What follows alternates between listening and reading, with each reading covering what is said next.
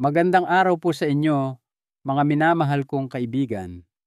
Ako po si Dr. Miguel Santos, ang inyong doktor na dalubhasa sa pag-aalaga ng ating mga nakatatanda.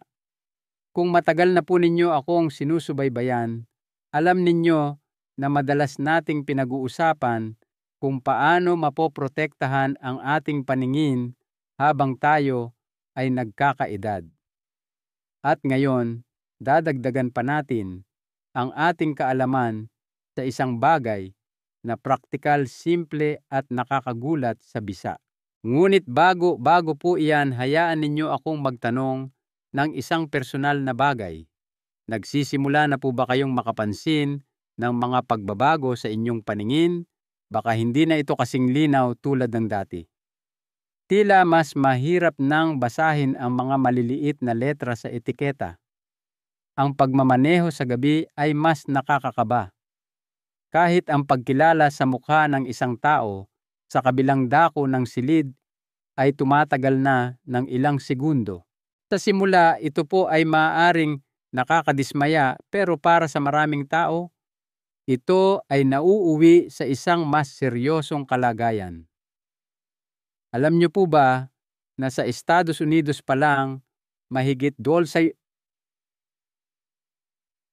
tao na lampas 50 taong gulang ang may problema sa paningin, at para sa milyon-milyon, ang mga problemang ito ay maaaring mauwi sa permanenteng pagkawala ng paningin o pagkabulag. Isang mapait na katotohanan po iyan, ngunit mas masakit kapag ito ay nangyayari ng dahan-dahan.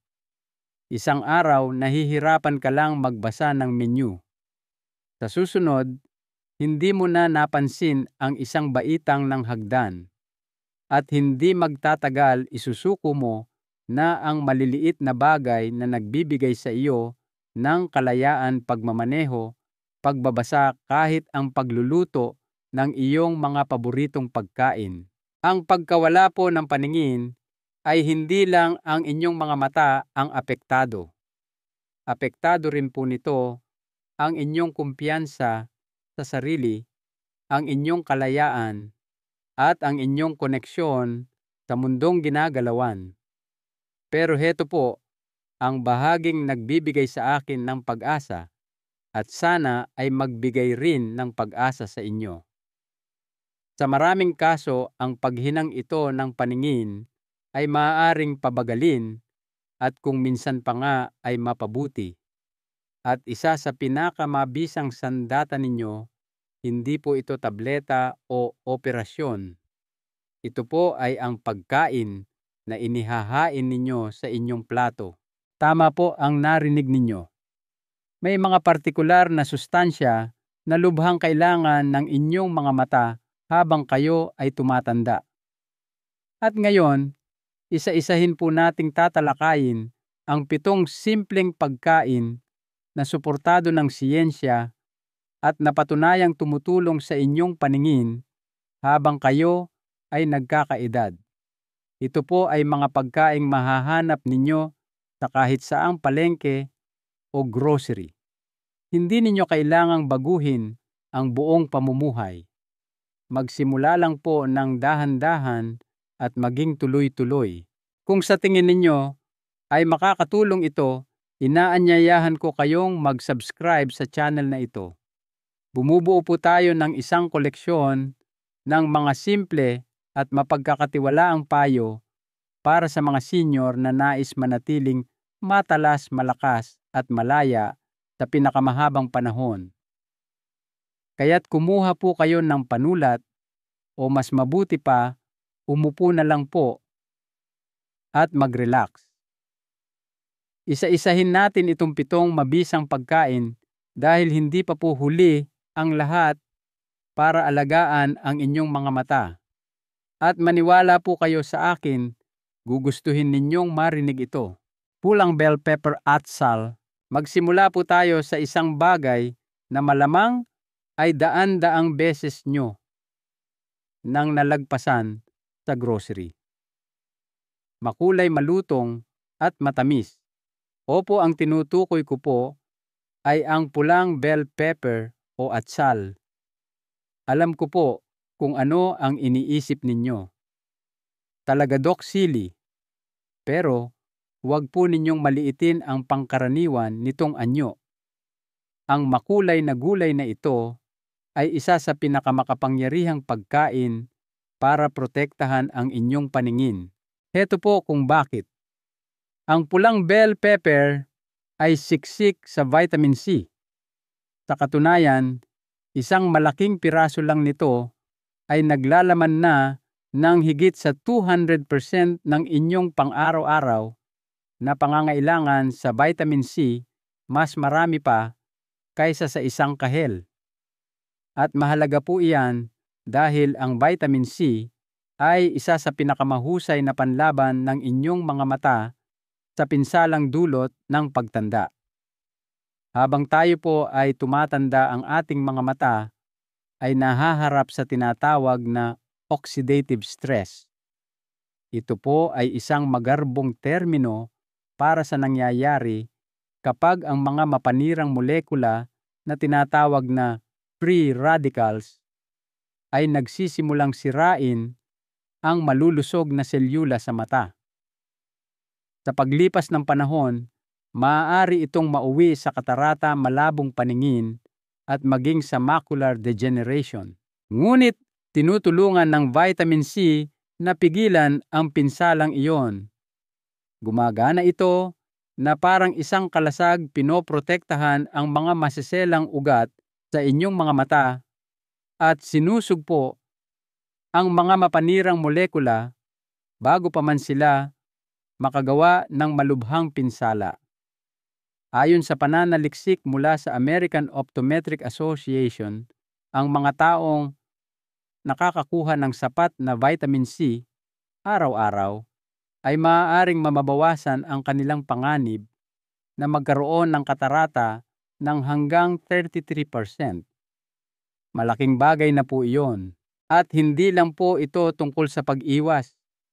Tumutulong din ang vitamin C na mapanatili ang matalas at malinaw na paningin sa pamamagitan ng pagsuporta sa produksyon ng collagen.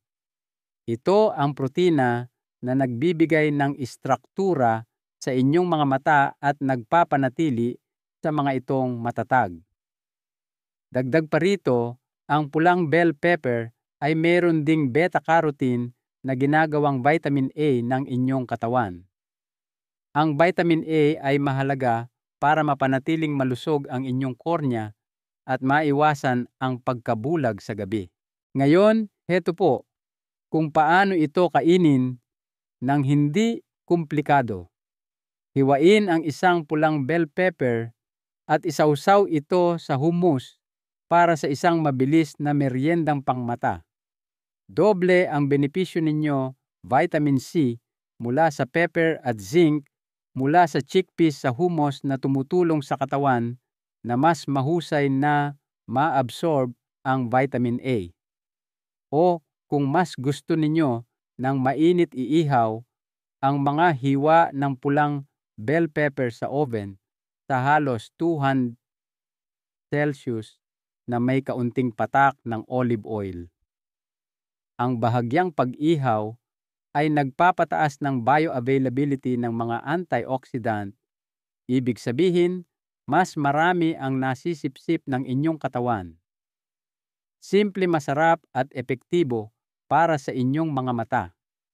Kaya sa susunod na kayo ay nasa palengke, huwag lampasan ang mga atsal. Isama ang isa o dalawa sa inyong basket. Magpapasalamat ang inyong mga mata. Chia seeds. Ngayon, heto naman po ang isang maliit ngunit makapangyarihan ang chia seeds. Napakaliit po nila kaya maaaring isipin na hindi sila mahalaga. Ngunit ang maliliit na butong ito ay maaaring isa sa pinakamalakas na kakampi ng inyong mga mata, lalo na kung kayo ay lampas 60 na. Magsimula tayo sa isang kondisyon na maraming tao ang hindi alam na meron sila, ang tumataas na presyon sa mata. Mukha itong hindi nakakapinsala, ngunit sa paglipas ng panahon, maaari itong mauwi sa glaucoma, isa sa mga pangunahing sanhi ng pagkabulag sa mga senior.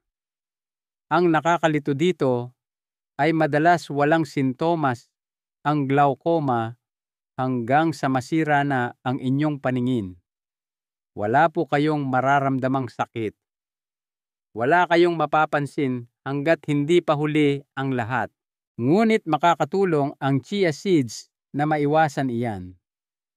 Puno po ito ng ALA o alpha-linolenic acid, isang uri ng omega-3 fatty acid na mula sa halaman. At ang mga omega-3 na ito ay napatunayan sa maraming pag-aaral na nagpapababa ng presyon sa loob ng mata, nagbabawas ng pamamaga, at sumusuporta sa mas mahusay na daloy ng dugo patungo sa retina. Ibig sabihin, hindi lang nagpoprotekta laban sa glaucoma ang chia seeds, tinutulungan din nito ang inyong mga mata na gumana ng mas mahusay araw-araw. Pero hindi lang iyan, tumutulong din ang chia seeds sa isang bagay na problema ng maraming nakatatanda ang tuyo at iritadong mga mata. Baka mas marami na kayong oras na nakatingin sa mga screen kaysa dati. O baka hindi na gumagawa ng sapat na luha ang inyong mga mata. Anuman ang dahilan, nagdudulot ito ng panunuyo hapdi at palagiang pakiramdam ng pagod. Ang solusyon ay maaaring hindi mas maraming eye drops, kundi mas maraming hydration mula sa loob. Ang chia seeds ay kayang sumipsip ng tubig hanggang 10 beses ng kanilang bigat. Ginagawa nitong natural na paraan upang matulungan ang inyong katawan at ang inyong mga mata na manatiling sapat sa tubig. Heto po kung paano ito isama sa inyong rutina nang walang abala. Bago matulog, ihalo ang 2 kutsara ng chia seeds sa isang baso ng almond milk o tubig ng buko. Hayaan ito sa ref magdamag. Pagsapit ng umaga, magkakaroon kayo ng isang malambot na parang puding na madaling kainin at magaan sa tiyan. Pwede nyo pa itong lagyan ng ilang blueberries para sa dagdag na antioxidants na sumusuporta sa retina. Ganoon lang po. Walang komplikadong paghahanda, walang kakaibang sangkap, isang banayad na pang-araw-araw na gawi lang na tumutulong sa inyong mga mata na manatiling malakas basa-basa at protektado mula sa tahimik na pinsala. Nakakamangha kung ano ang kayang gawin ng isang bagay na napakaliit. Damo-dagat seaweed. Mula sa lupa, lumipat naman po tayo sa karagatan. Mayroong isang tahimik na superfood mula sa dagat na karamihan ay hindi pinapansin. Hindi po ito isda, hindi rin ito shellfish. Ito po ay ang damo-dagat o seaweed. Opo, yung mga manipis na berdeng dahon na madalas gamitin sa sushi. Ngunit ang hindi alam ng marami ay maaaring nasa damo-dagat ang susi sa pagprotekta sa inyong retina, ang bahagi ng inyong mata na responsable para sa matalas at detalyadong paningin. Habang tayo ay tumatanda, ang retina ay nagiging mas madaling masira. At isa sa mga pinakamalaking banta ay ang age-related macular degeneration o AMD. Ito ang nangungunang sanhi ng pagkawala ng paningin sa mga taong higit sa 50. At kapag nagsimula na ito, mabilis itong lumalala at unti-unting ninanakaw ang inyong kakayahang magbasa, magmaneho o makilala ang mga mukha. Dito po nagniningning ang damo-dagat. Isa ito sa pinakamayamang pinagkukunan mula sa halaman ng DHA at EPA Dalawang partikular na omega-3 fatty acids na napatunayang sumusuporta sa kalusugan ng retina at nagbabawas ng pamamaga sa loob ng mata. Karamihan ay salmon ang naiisip kapag naririnig ang omega-3. Ngunit ang 100 gramo lang ng damudagat ay maaaring magbigay ng mas maraming omega-3 kaysa sa karaniwang serving ng isda. At mahalaga iyan dahil ang DHA ay hindi lang nakakatulong, ito ay mahalaga. Ipinapakita ng mga pag-aaral mula sa American Academy of Ophthalmology na ang mga taong may mas mataas na DHA intake ay may mas mababang panganib na magkaroon ng AMD at mas mahusay na pangkalahatang visual function. Tumutulong din ang damudagat sa isa pang karaniwang issue, ang tuyo at iritadong mga mata. Pinapabuti ng omega-3 sa damudagat ang tear film, ang natural na patong na nagpapanatiling basa at komportable sa inyong mga mata. Isang pag-aaral ang nagpakita ng 45% na pagbuti sa mga sintomas ng dry eye sa regular na pag-inom ng omega-3. Hindi po iyan maliit na bagay, iyan po ay nakapagbabago ng buhay. Kaya paano ninyo gagamitin ang damudagat sa praktikal na paraan? Subukang magdagdag ng 1 hanggang 2 kutsara ng pinatuyong damudagat sa inyong salad sopas o kahit sa inyong itlog sa umaga. Halos wala itong lasa, ngunit siksik sa sustansya. Isa pang simpleng paraan, iihaw ang ilang piraso ng seaweed sheets sa mababang temperatura na may kaunting patak ng olive oil. Pinapanatili nitong buo ang fatty acids at nagdaragdag ng masarap na lutong. Para sa mas malakas na epekto, ipares ito sa abukado na mayaman sa vitamin E at tumutulong sa katawan na mas mahusay na ma-absorb ang omega-3. Hindi ninyo kailangan ng magarbong resipe. Isang budbod dito, isang piraso doon. Dahil pagdating sa inyong paningin, ang kaunting damudagat ay malayo ang mararating. Papaya. Pag-usapan naman po natin ang isa sa pinakamakatas at hindi gaanong napapansing prutas pagdating sa kalusugan ng mata, ang papaya. Karamihan po sa atin ay kilala ang papaya sa tropikal nitong lasa at malambot na pagkakayari. Ngunit ang hindi napapansin ng marami ay ang pambihirang nagagawa ng prutas na ito para sa inyong mga mata, lalo na habang kayo ay tumatanda. Kasi po ang ating mga mata ay patuloy na inaatake ng tinatawag na oxidative stress. Ito ay kapag ang mga mapanirang molekula na tinatawag na free radicals ay sinisira ang mga tissue sa inyong mga mata, dahan-dahan tahimik araw-araw. Isa ito sa mga pinakamalaking sanhi ng katarata at macular degeneration. Dito po pumapasok ang papaya. Siksik na siksik po ito sa vitamin C, isa sa pinakamakapangyarihang antioxidant na inaalok ng kalikasan. Sa katunayan, isang katamtamang laking papaya lang ay naglalaman na ng higit sa 200% ng inirerekomendang pang-araw-araw na intake. Doble po iyan ng vitamin C na makukuha ninyo sa isang kahel.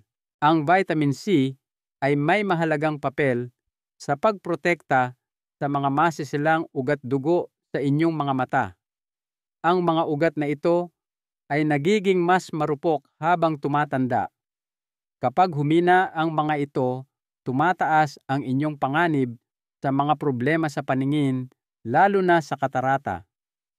Ayon sa American Journal of Clinical Nutrition, ang mga taong may mas mataas na antas ng vitamin C sa kanilang dieta ay may 30% na mas mababang panganib na magkaroon ng katarata.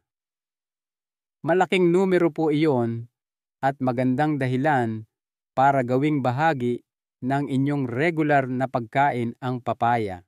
Pero hindi lang iyan. Ang vitamin C sa papaya ay tumutulong din na protektahan ang inyong mga mata mula sa pinsala ng UV light. Kahit hindi kayo nagbibilad sa araw, ang inyong mga mata ay nalalantad sa UV rays halos araw-araw. Naglalakad man kayo sa labas nakaupo malapit sa bintana o kahit nagmamaneho. Sa paglipas ng panahon, pinapagod nito ang retina at pinapataas ang panganib ng permanenteng pinsala. Ang papaya ay gumagana na parang natural na kalasag. Pinapabagal nito ang pinsala at pinapanatiling mas matatag ang mga sensitibong tissue sa inyong mga mata sa mas matagal na panahon. Heto po ang isang madaling paraan para kainin ito. I-blend ang kalahati ng hinog na papaya kasama ang isang dakok ng sariwang spinach at isang katas ng kalamansi. Makakakuha kayo hindi lang ng vitamin C, kundi pati na rin ng lutein at zeaxanthin mula sa spinach, iba pang sustansya na kilala sa pagprotekta laban sa blue light at pagsuporta sa retina. Isa itong malambot at nakakapreskong inumin na sumusuporta sa inyong mga mata sa maraming antas. At 5 minuto lang po itong gawin. Kaya kung napapansin ninyong nagiging maulap ang inyong paningin, kung mas madalas kayong sumisingkit o kung ang matitingkad na ilaw ay tila mas masakit sa mata kaysa dati, ang malambot at makulay na prutas na ito ay maaaring ang suportang hinahanap ng inyong mga mata. Garbanzos, chickpeas, napansin niyo po ba na kapansin-pansing lumalabo ang inyong paningin kapag lumubog na ang araw? Baka ang pagmamaneho sa dapit hapon ay mas delikado na kaysa dati o iniiwasan ninyo ang mga madidilim na restaurant dahil halos imposible nang basahin ang menu. Hindi lang po ito bahagi ng pagtanda. Maaari itong senyales na mababa ang inyong katawan sa zinc, isang mineral na may mahalagang papel sa kung paano nag-a-adjust ang inyong mga mata sa dilim. Heto po kung paano ito gumagana. Ang zinc po ang tumutulong sa inyong atay na ihatid ang vitamin A sa inyong retina. Ang vitamin A na iyon ay ginagamit para gumawa ng melanin, isang pigment na nagpoprotekta sa inyong mga mata at tumutulong sa mga itong gumana sa madilim. Kapag walang sapat na zinc, nasisira ang prosesong ito. Hindi makapag-adjust ng maayos ang inyong mga mata sa pagbabago ng liwanag. Ang resulta, malabong paningin, pagka-twiddleness sa silaw at hirap makakita sa gabi. Dito po nagiging interesante. Ang garbanzos o chickpeas, yung malambot at manamis-namis na butil na madalas ninyong makita sa mga ulam, ay isa sa mga pinakamahusay na natural na pinagkukunan ng zinc, lalo na para sa mga nakatatanda. Isang tasa lang ng nilutong garbanzos ay nagbibigay na ng halos 25% ng inyong pang-araw-araw na pangangailangan sa zinc. At ayon sa isang pag-aaral mula sa National Eye Institute, ang pagtaas ng zinc intake ng 2 mg lang bawat araw ay nagdulot ng 50% na pagbuti sa dark adaptation para sa mga tumatandang adult. Malaking pagbabago po iyon para sa isang maliit na pagbabago sa dayeta. At heto pa po ang dapat isaalang-alang. Maraming nakatatanda ang kulang sa zinc at hindi man lang nila ito alam. Ito ay naglalagay sa kanila sa mas mataas na panganib, hindi lang para sa mahinang paningin sa gabi, kundi pati na rin sa mas mabilis na pagkasira ng retina. Ang magandang balita, madaling ihanda ang garbanzos abot kaya at maraming pwedeng paggamitan. Heto po ang isang simple at masarap na ideya. Ihalo ang isang tasa ng nilutong garbanzos sa kaunting olive oil, isang kurot ng luyang dilaw at paminta at sa oven hanggang sa maging ginintuan at malutong. Makakakuha kayo ng isang malutong na merienda na mayaman sa zinc. At ang luyang dilaw ay nagdaragdag ng curcumin, isang natural na compound na kasama ng zinc na lumalaban sa pamamaga. Gusto ninyong mas pabutihin pa, pigain ng kaunting katas ng kalamansi sa ibabaw bago ihain. Ang vitamin C mula sa kalamansi ay tumutulong sa inyong katawan na mas mahusay na ma-absorb ang zinc. Maliit na putahe lang po ito, pero para sa inyong paningin sa gabi, malaki ang magagawa nitong pagkakaiba. Sardinas, kung ang inyong paningin ay nagsisimula ng maging parang maulap o mas madaling mapagod ang inyong mga mata sa maghapon, baka may kulang kayong isang mabisang sangkap sa inyong pagkain sardinas. Ang maliliit na isdang ito ay madalas na hindi napapansin kumpara sa salmon o tuna, ngunit pagdating sa pagprotekta sa inyong paningin, lalo na habang kayo ay tumatanda, ang sardinas ay maaaring isa sa mga pinaka-underrated na pagkain. Mayaman po ito sa omega-3 fatty acids, lalo na sa DHA at EPA na tumutulong bawasan ang pamamaga sa loob ng mata at nagtataguyod ng malusog na daloy ng dugo patungo sa retina. Critical po iyan dahil ang pamamaga ay isa sa mga pinakamalaking nakatagong sanhi ng pagkawala ng paningin sa mga nakatatanda. Kapag ang inyong mga mata ay namaga kahit bahagya lang, maaari itong humantong sa pagkasira ng function ng retina. Sa paglipas ng panahon, pinapataas nito ang inyong panganib para sa age-related macular degeneration AMD, isang kondisyon na dahan-dahang sumisira sa bahagi ng inyong mata na responsable para sa malinaw na gitnang paningin.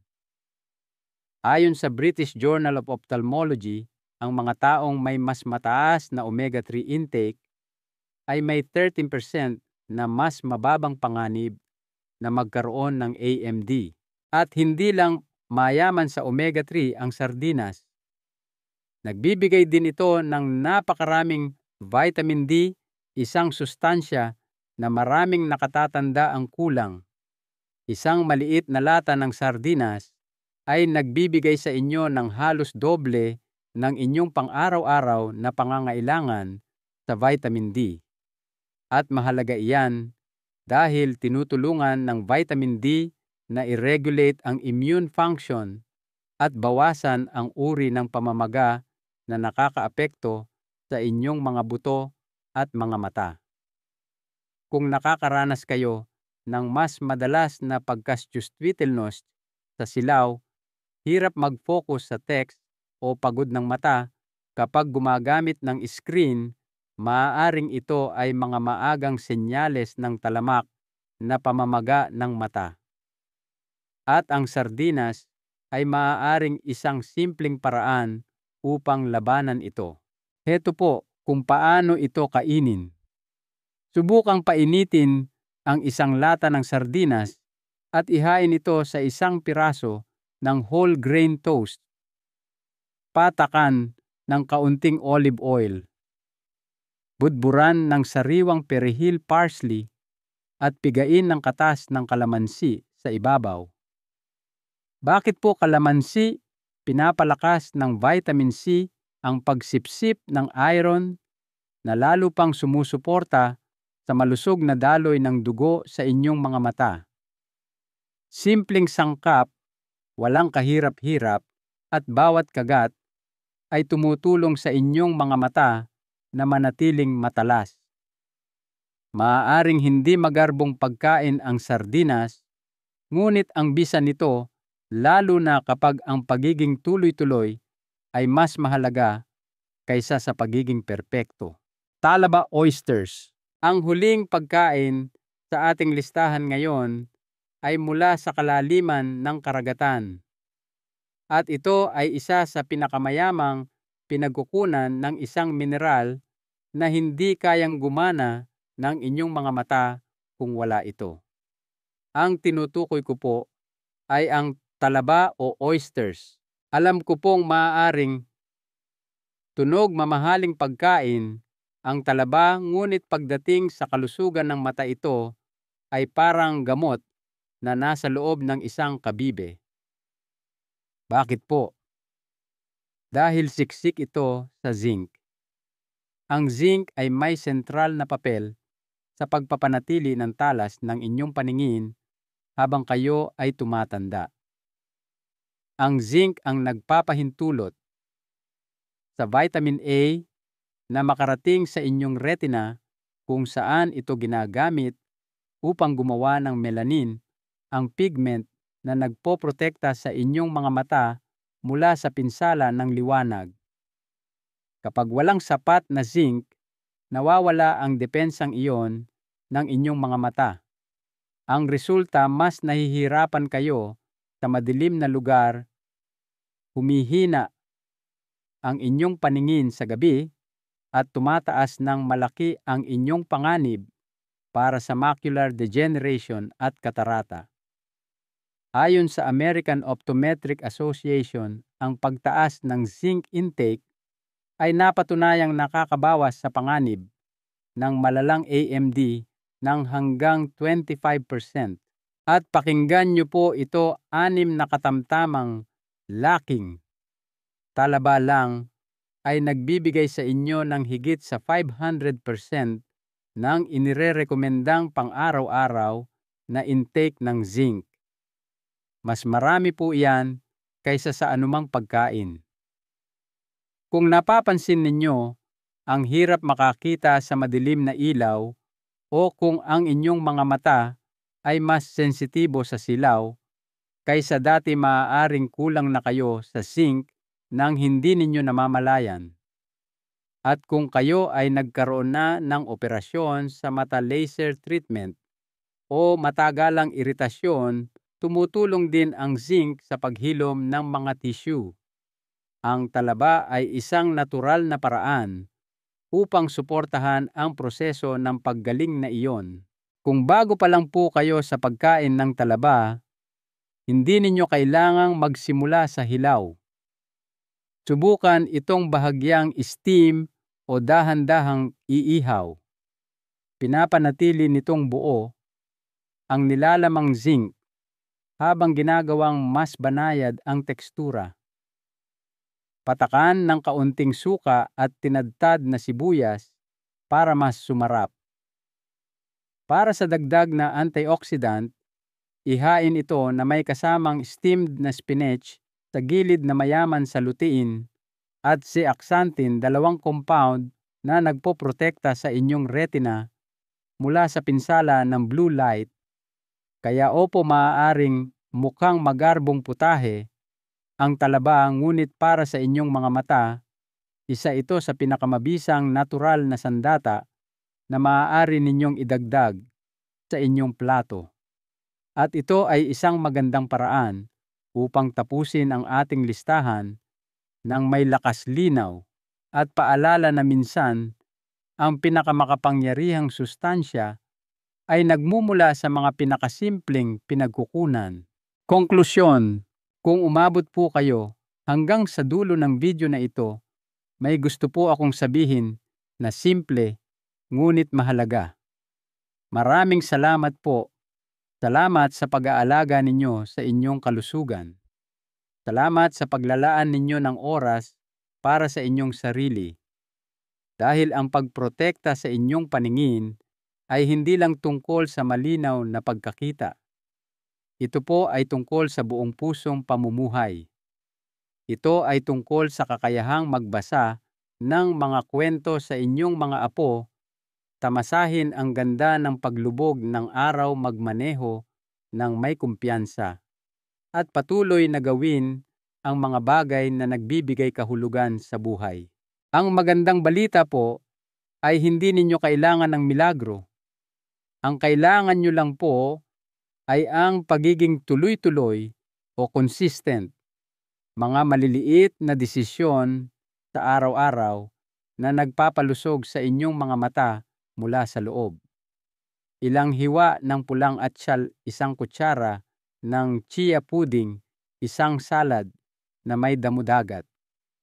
Ang mga bagay na ito ay maaaring mukhang simple, ngunit kapag pinagsama-sama at sa paglipas ng panahon, makakagawa po ito ng tunay na pagkakaiba. Kaya kung nag-aalala po kayo sa inyong paningin o kung nagsisimula na kayong makapansin ng mga pagbabago, pakiusap po, huwag nang maghintay. Ang pinakamagandang panahon para alagaan ang inyong mga mata ay 10 taon na ang nakalipas. Ang pangalawang pinakamagandang panahon po ay ngayon. Isang mahalagang aral po na nais kong iwan sa inyo: ang pag-aalaga sa ating kalusugan, lalo na sa ating mga mata, ay isang pamumuhunan. Hindi ito isang gastos. Bawat masustansyang pagkain na pipiliin ninyo ay isang deposito para sa isang mas malinaw at mas masayang kinabukasan. Kung nakatulong po sa inyo ang video na ito sa anumang paraan, lubos ko pong ikagagalak kung bibigyan ninyo ito ng like, ibahagi sa isang kaibigan o mag-iwan ng komento sa ibaba. Sabihin niyo po sa amin kung alin sa mga pagkaing ito ang una ninyong susubukan. Gusto po naming marinig ang inyong mga kwento. At kung nais ninyo ng mas marami pang payo sa pananatiling matalas, malakas at malaya habang nagkakaedad, huwag po kayong mag-atubiling mag-subscribe. Libre lang po ito at tinutulungan ninyo kaming patuloy na maghatid ng impormasyong tunay na mahalaga. Hanggang sa muli, alagaan po ninyo ang inyong katawan, alagaan ang inyong mga mata, at alagaan ang inyong sarili. Hindi po kayo nag-iisa sa paglalakbay na ito.